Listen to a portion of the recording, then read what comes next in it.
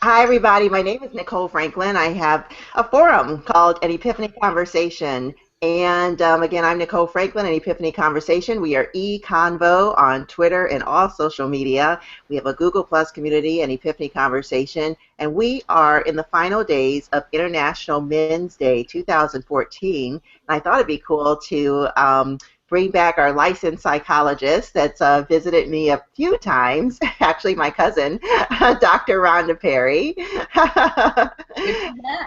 And thought we'd have a good discussion, a great discussion with some men who want to help us define the term the good guys.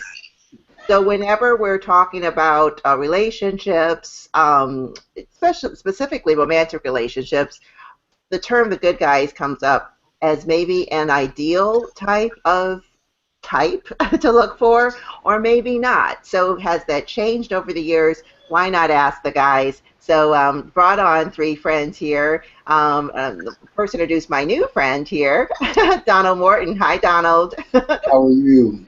Good. Social activist. And he's all over social media. And please look for his show, The Exchange. And Donald Morton comes to us from Delaware. And also here in the States, we have Being Caballero. You've seen his post everywhere. You've seen his writing in the Good Men Project. He has a blog of his own, Being Caballero. Eduardo Garcia, hello, and welcome back, Eduardo. Nice to be here. And then I, of course, had to have my friend Per-Erik visit us and stay up late with us. He's in Oslo, Norway. Hi there.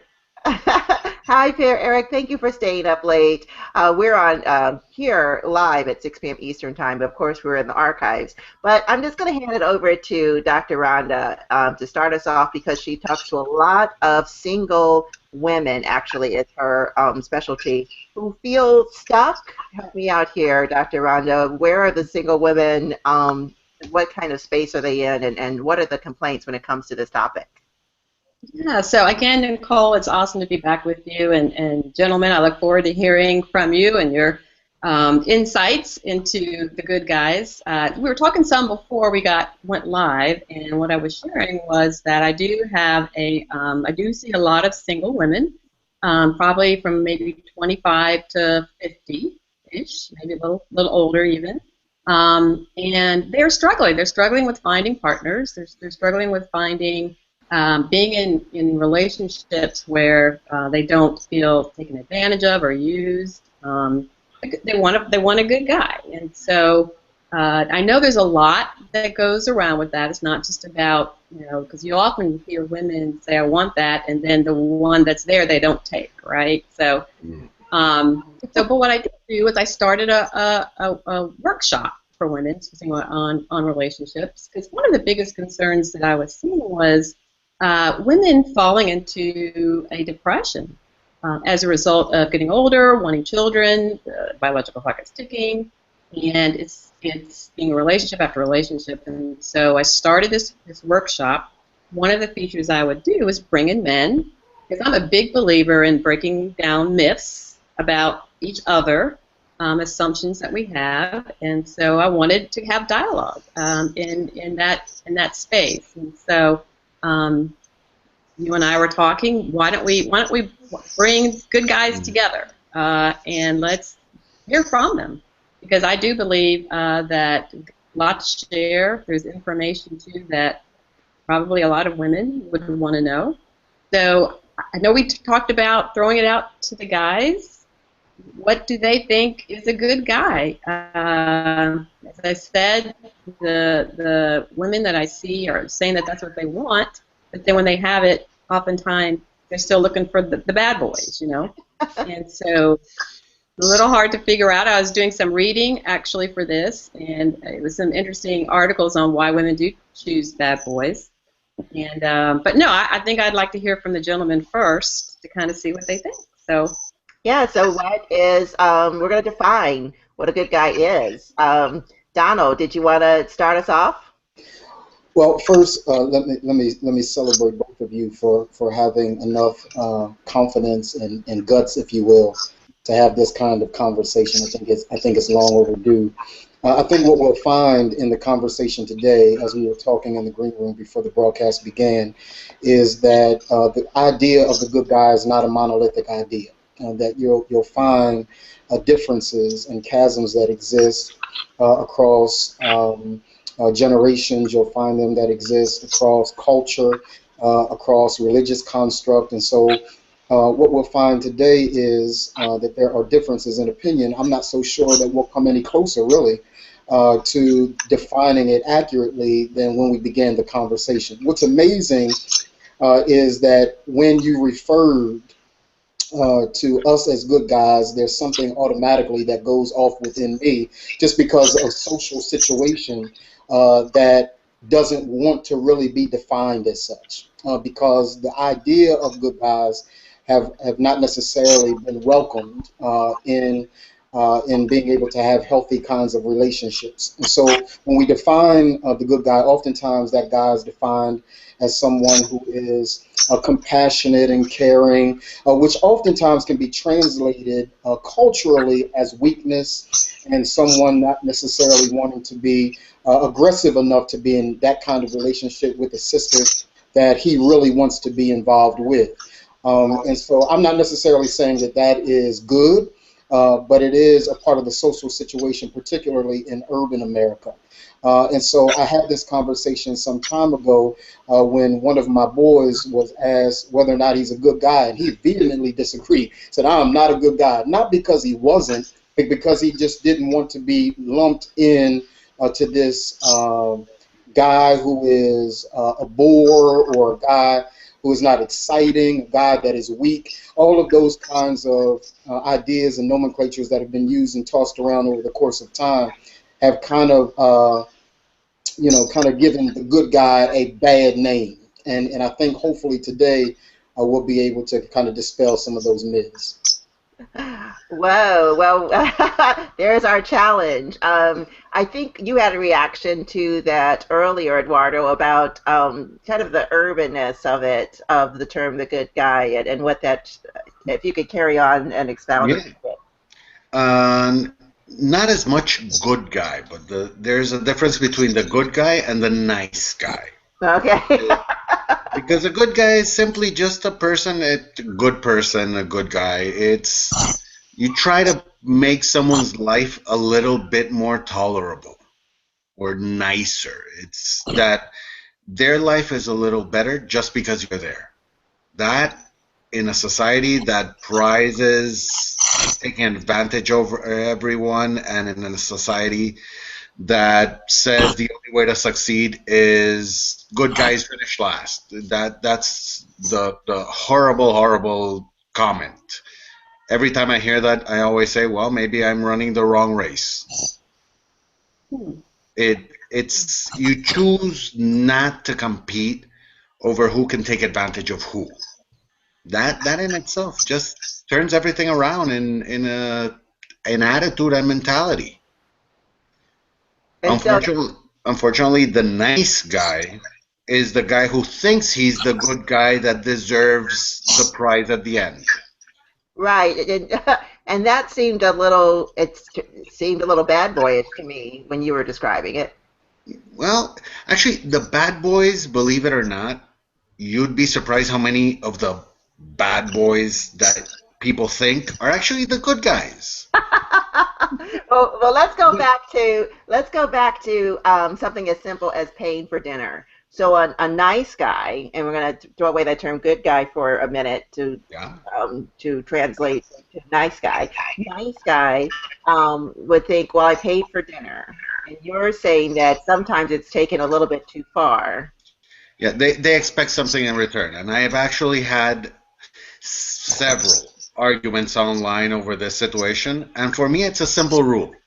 Who invites pays. If I asked a friend of mine, whoever, be it man or woman, for coffee, it's because I'm paying for coffee. If I invite them for dinner, it's because I'm paying for dinner. They could have stayed home. It's that simple. You don't need to turn it into a gender issue or the guy's the one that's supposed to pay. Usually it's the guy who invites, because society unfortunately tells women that if they invite the man, they're showing that they're interested and they lose their power. Mm. But the reality is, if the guy invites, well, he pays. Maybe next time the woman invites and she pays. It's pretty simple. It's a matter of invitation, not a matter of if I have to pay or not. But if you pay, guys and women Mhm. are supposed to know not to take advantage of the date at the end of the night just because you paid. That's one. Nice guys are falling into that, Uh, unfortunately. I paid. And, I paid, so when am I gonna get some? right. Doesn't work that way. That's not what I think of when I think of nice guy. Per-Erik's laughing. Per-Erik had commented earlier. You found that surprising, and well, you're not speaking for all of Norway, Per-Erik, but you found that surprising. Yeah, now, I mean, I agree with you because, I mean, if I invite a lady out, don't listen to this, Barbara. If I invite a lady out, He's happily I married to my should friend pay Barbara. for her. Let me clarify. That's not, This I'm speaking this out of the point of perspective that I'm a married man. Yeah. We're yeah, over 13 years married. Fabulous. okay. Single marriage. Haven't had my divorce. Happily continuing in it. Okay, got it. We No, got. but a nice guy, he's polite, and he, as I said, he remembers if it's a relationship, he remembers your birthday. He never takes things for granted. But I think when you are younger, it's very important to be kind of tough, and then maybe you are the good guy, but you seems to be a bad guy as you behave like a tough guy. You know what I mean. But getting older, I'm 70. I left that far behind me now. Right. So So that's what my was the opinion of a split? nice guy. Anyway, What was yeah. the switch? When did you feel like you could shed the bravado and just go into nice mode? Come again, please. Well, you're saying tough. I'm using the word bravado. So when did you feel like you could shed that skin and say, "Hey, I don't have to be tough anymore. I can relax." What changed for you? Uh, what changed? What do you mean? How old I was when I never been a tough guy. I You were. I was kind of shy and I was all behind. I was not so egen. Oh boy. Thank you for the English translation. Yeah, sure. I didn't have this confidence. I was Self-confidence. self-confidence. I was, so I got that more when I grew older, and and then I didn't care what people was thinking of me because this was me, if you know what I mean. Mm-hmm. And well, I tried to be a nice guy, but I don't know if I am. But that's all my opinion is.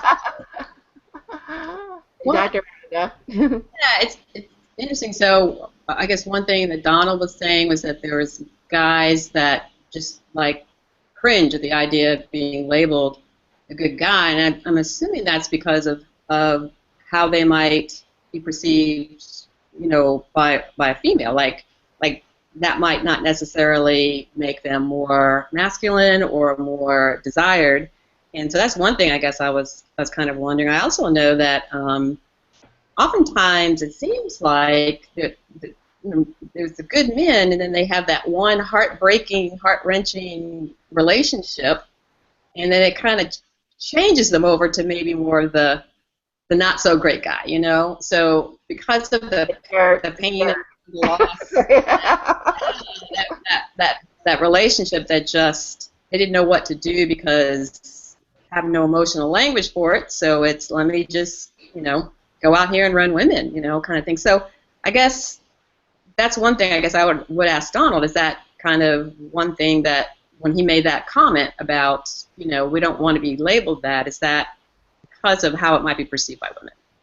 I think you're right. I think it is the power of the thoughts of a woman. And as long as the narrative of the good guy is one that is less than sexy, if you will, then it's not anything that a brother really wants to be. And the truth of the matter is that all of us are the sum total of a series of experiences that we've been through. And to your point, if a man who is or who was the proverbial good guy has a series of experiences where that is not embraced and he's walked over and he's not necessarily welcomed in that particular role, then we have this ability to redefine ourselves, even if only for the individual that we are attempting to seek next. So it doesn't necessarily mean that that's who we are, but we know how to be chameleon-like enough to introduce ourselves as what we perceive that woman wants us to be in the next relationship. I asked a series of sisters today in preparation for this conversation, what is a good guy? And all of them mentioned, ironically, several of the things that Eduardo said and things that have been said here. But what they also said was he can be good, but he has to have an edge. He has to have something about him, that thing about him that is attractive enough to sustain the relationship. So he doesn't necessarily have to be bad, but he has to be bad enough to maintain its interest. So the sisters have said, I don't want any man that I want to walk over top of and he's going to let me get away with that. That has to be the biggest misconception, that if you're good means you're boring, means you're not proactive, you're not confident. It doesn't have one thing to do with the other. You can be a great person, be extremely outgoing, extremely happy, and because they relate bad boy with the confidence enough to go and walk up to a woman and tell them how they feel or how they behave or what they're interested in. And most good guys think, well, if I do that, maybe I'm invading her space and I need to respect it. Sometimes you need to have enough bravado and enough attitude to just be able to step up and dare to go forward. Right. And then it was kind of that self-confidence that Per-Erik was mentioning, and something came across my mind. I remember, I don't know if we're still fighting it, I think we are, but the guys who wear the saggy pants, so the guys who are sagging, I know you're still out there. Younger men and the youngest still sagging, and the older guys, come on guys. And I remember somebody was talking to a group of preteen girls. We're talking like 11, 12. And they said, why do you want this guy compared to a guy who's in the suit? And a few of the young girls said, because I know he can protect me. He can beat somebody up in a fight. So is there that protection factor? I mean, I don't know. But again, I think it's a matter of there are several ways in which the narrative has been crafted, right? It has been crafted socially, but it has also been crafted through media, through hip hop. There are a number of different ways culturally the narrative has been crafted. So I think that is a part of the reason for which I was incredibly excited that we would have the conversation today. And a part of what we hope to be able to accomplish, from what I understand, is to dispel those kinds of myths. But we have to acknowledge that those myths exist. And I think Eduardo makes a brilliant point when he says that there's a misdefining of what it is to be a good guy. Unfortunately, it's the sisters that control that definition. So if I'm interested in a woman and she has in her mind that this is what it means to be a good guy, and I'm antithetical to that, that's not anything that I really want, then it becomes difficult to kind of eradicate that kind of myth in that setting. So you almost are forced to reinvent yourself for that moment until you can have such a relationship that you can redefine it internally within the context of the relationship. Well, and Nicole, your point, interestingly, about the protection. It's so you do have women out here who are feeling like vulnerable, lost, wanting that guy. I mean, believe it or not, it's still that fantasy around, the guy on the white horse, coming and swooping him up and But he's making everything okay. Yeah, just make everything okay. And then yet, so it seems like we are kind of maybe communicating you want that, but at the same time, maybe the good guy comes along and he's the good, he's not on the white horse, but he's still a great, I always talk about the guy that showers after work, the one that, may not have the three-piece suit and the BMW, but is still a great person, a great guy. So, so it does seem, I'm glad we are having this discussion because it does seem, this is what I see sometimes, it's like this, we're working against each other, and I'd like to hear from the guys on that too.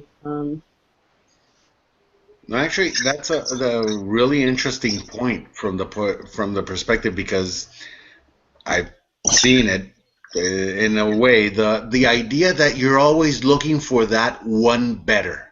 Mm-hmm. They're thinking, oh no, and this is something that men suffer from also. Let's make that clear. It's you meet a great person and you're thinking, well, I'm not gonna tie into this relationship because something better is gonna come along. Yeah. And it's just an invention of your imagination. It's not there. It's how about just getting to know the person you have in front of you, seeing how well it goes with that person, getting to see if that person's a good person to be with, and from there you can grow with that person. But if you're not gonna be full in because you're expecting something better to come along, well, that's not a way to establish any kind of relationship. And then you can't blame anyone but yourself. Yeah, I like that. I like that because time, we're talking about an element of time there. Time is passing and you've missed what you could have had. Oh, that you could write novels on that. I'm too scared to go into that side. But I like that, that why not and make that investment. So how long should you give a relationship, you guys, before you pass on to see, oh, you know what, something better probably. Has anybody ever put a time limit on it before you met your wives, that kind of thing? I don't think you put a time on it, but I do think that you have to allow uh, yourself to witness that other person in every season of their lives. So it's easy to fall in love during summer and springtime seasons. But when you find out how they handle challenges, how they handle difficulty, how they handle sickness, whenever we get married, we hear the preacher, and I'm one, so I've said it over the course of time during different marriages. You marry for in sickness and in health, for better, for worse, for richer, for poor. And the truth of the matter is that the covenant is really not for those things. The promise that you're making is, I'm going to stay during poor times, I'm going to stay during sickness times, and I'm going to stay during the times that are difficult. And in order for me to promise that, I need to have seen you in that. I'm not going to walk in that blindly and think that I can just kind of handle that without seeing you in that particular kind of scenario. So I think it can be a very dangerous thought to commit or to overcommit too soon without seeing someone in those different settings to kind of find out whether or not you can handle what they deal with and how they go through those different seasons. I love that. Mm-hmm. Per-Erik, did that work for you? Did you leave all those women you left in the trail of women? During my long, long life. No, it's difficult to find out in a couple of weeks. I mean, it takes time, and as you said, Donald, it grows. It has to take time because you have to know this person, and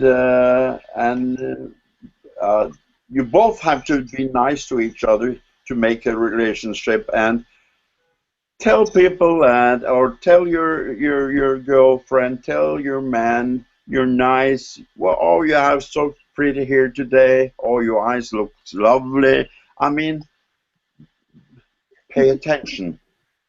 That's very important. And if you start, when you start loving this person, you see all that, and you always find new things to love. See? That's what I think. What do you think, Barbara? I'm selling myself here. I think it worked for Barbara. You know, when I met Barbara, she was having a concert, and I went up to her and said, "Hey, listen, you sing beautiful. I have a male choir. Do you want to join us?" And she did. That was 15, 16 years ago. It worked. Wow. Okay. You were going on an adventure, inviting her to be the only female. Well, both of you took the leap. I wanted to ask a question. I think Dr. Ronda, I mentioned this to you, that when it comes to honesty, when a guy says, "Oh, well, I was honest with you.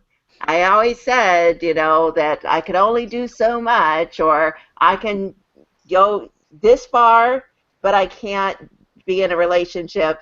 I mean, would you call that a good guy, you know, in that he was honest, and, you know, and To be this, I know we might get into trouble for admitting this, but they were straightforward. They were honest in the sense they didn't lie or manipulate. They were honest. Listen, maybe the definition of good guy is not appropriate because he wasn't a good guy, but he was a straight guy in the sense of he was honest, straight in his opinion. She knew what she was getting into. She was actually that's more of a good guy than the guy who lies and cheats about who he is and his intentions.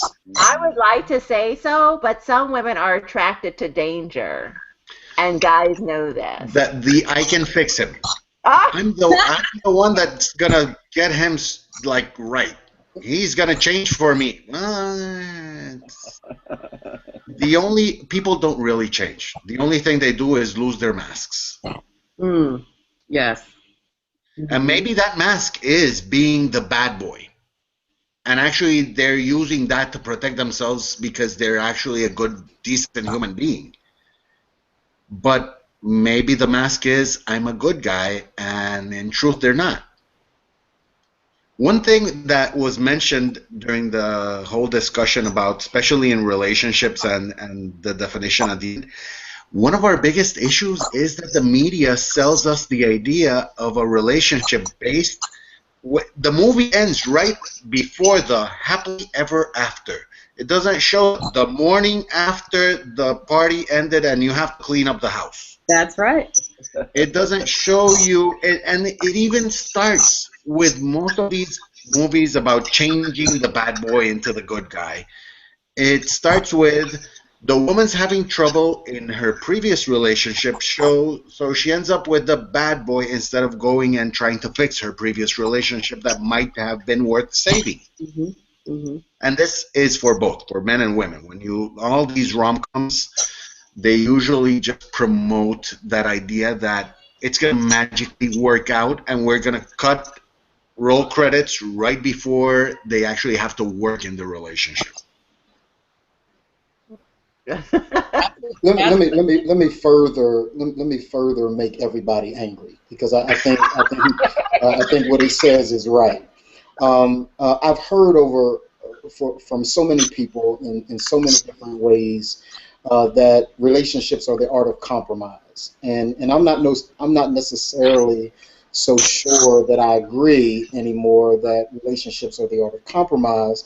I think relationships are the art of, or is the art of, being able to love the person for who they are without expecting them to make significant adjustments with regard to who they are. Because to his point, at some point, once the masks come off, we're ultimately who we're going to be. And either you can handle that or you can't. But let's not pretend to be something, get in a relationship, and then decide that we want to be something different, which I will tell you, I have done that. And it just doesn't work. Either a person loves me for who I am or they don't. And if they don't, it's cool. There is someone who does, but it may just not be that individual. And I think we have to kind of deal with this whole idea and notion that we have to compromise who we are in order to satisfy who we're with, because ultimately,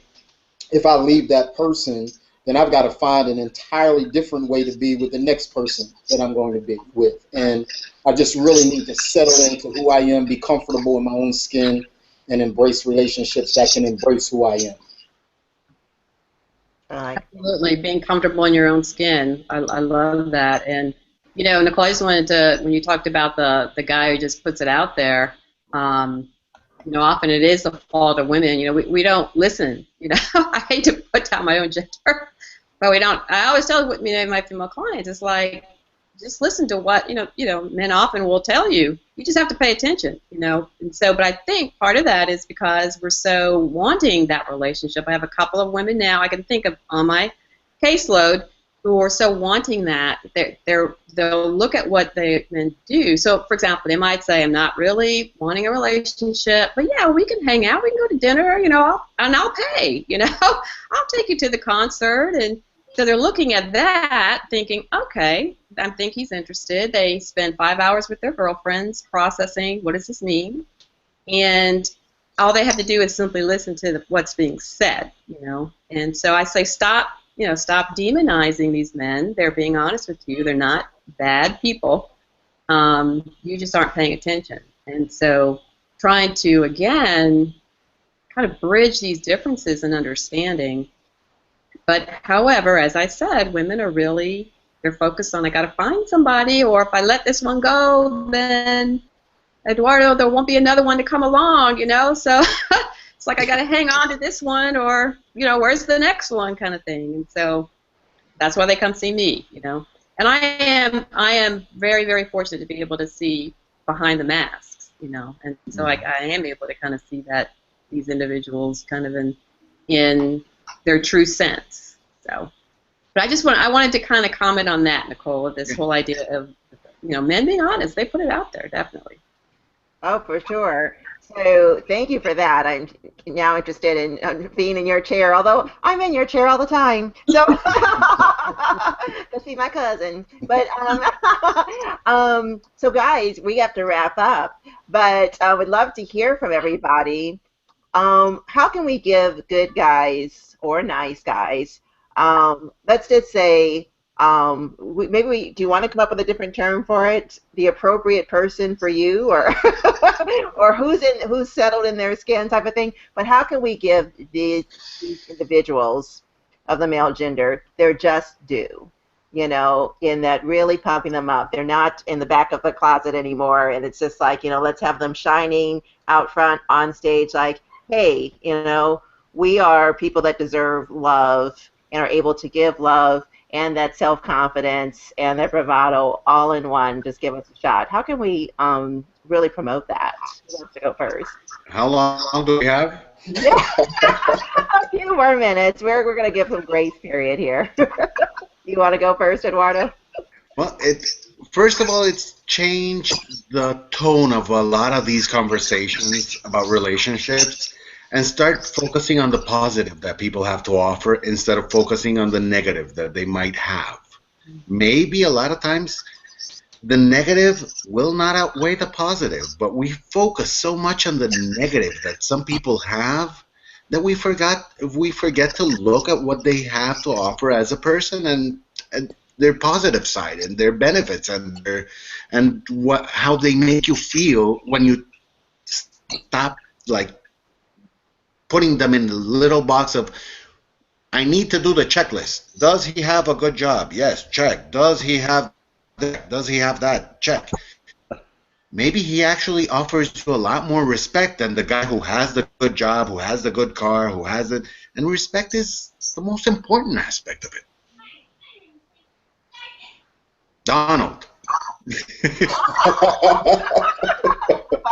Very good, Eduardo. Thank you. Well, I agree with Eduardo. I really do. I think we talked about earlier being able to craft narratives that were far more accurate and particularly positive toward brothers who are good guys. All of us remember a movie called Mr. Good Deeds. It was Tyler Perry's movie. I'm not sure whether it played in Norway, but here in the States, Mr. Good Deeds was Tyler Perry, and uh, this idea that he was predictable, that he didn't really have any edge, was the whole idea of Mr. Good Deeds. So I think Eduardo has done a wonderful job, a brilliant job at being able to draw the distinctions between what is a good guy and what is a bad guy, and being able to somewhat deposit in another column that you can, in fact, be someone responsible, be someone respectful, and still have a certain virility, a bravado, machismo, if you will, to your life, a certain edge that makes you still attractive. Because even when he talks about having a good job and all of those kinds of things, some of those things are relative terms. Right, so what is a good job to one may not be a good job to other. There are good guys working at McDonald's in management, and so you have to be okay with that or not okay with that, and be able to know exactly what you want from a relationship. So I think he did a great job, and we'll see what Barbara has to say, because Barbara is going to be the one to determine in Norway what this next comment is. Oh my gosh. Thank you, Donald. Cue Barbara. Barbara, you want to hop in? Everybody probably wants to see Barbara now. See beautiful Barbara. Hi. Hey, Barbara. So what do you want to say? How do we get to where you guys are?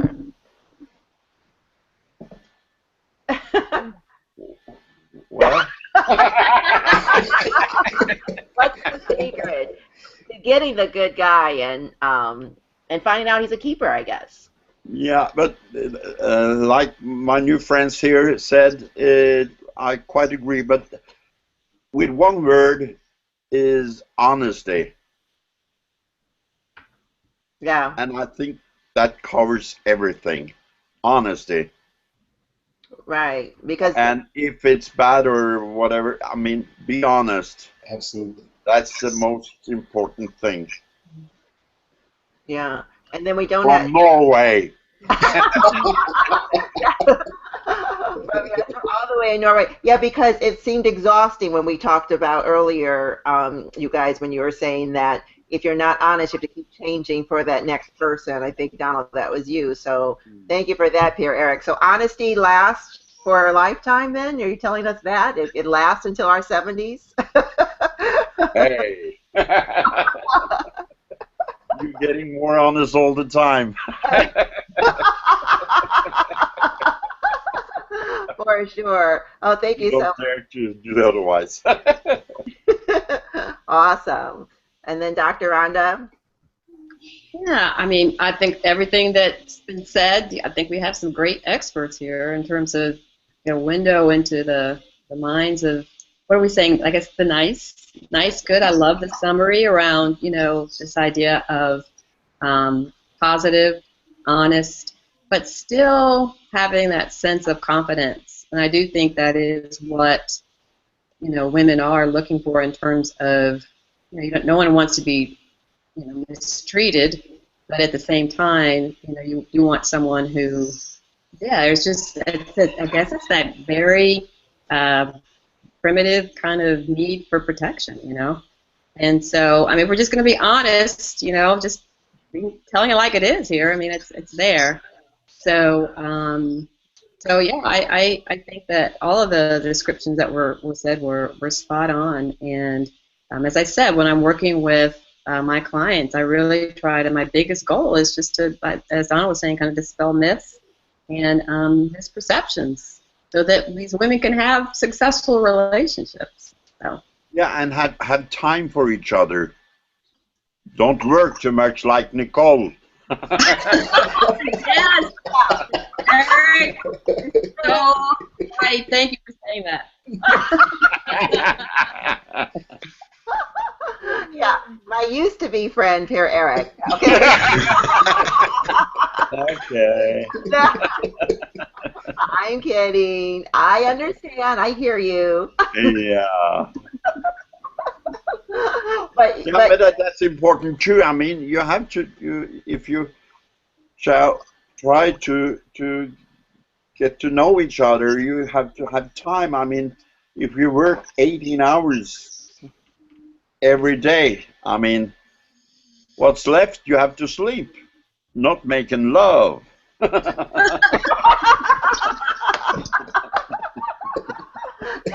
you don't get to know people that well that way.